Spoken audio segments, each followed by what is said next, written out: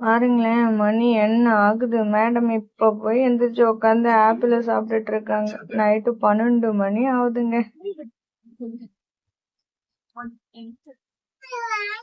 என்ன பண்ற? லைட் வேணாமா? என்ன வேணாம்? டைம் என்ன ஆகுது? தூங்காம ஏன் ஆப்பிள் சாப்பிட்டு இருக்க? பாப்பாக்கு தூக்கம் வரலையா? விகாசினி, எவ்வளவு ஆப்பிள் சாப்பிட்டுருக்க? தூங்கலையா நீ? பாப்பாக்கு பசிக்குதா?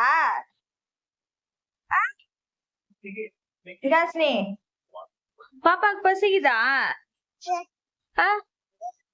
பூவா சாப்பிடலையா?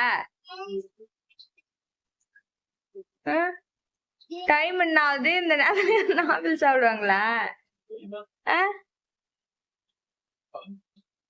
அந்தாண்ட அப்பா சாப்பிடுறாரு, இந்த பக்கம் நீ சாப்பிடுறியா?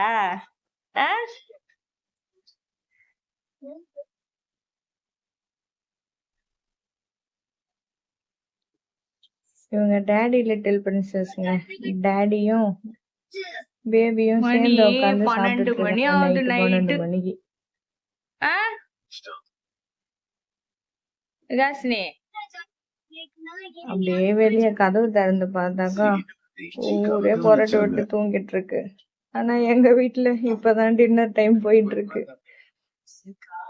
ரொம்ப கஷ்டமா இந்த working mom, struggling with kids.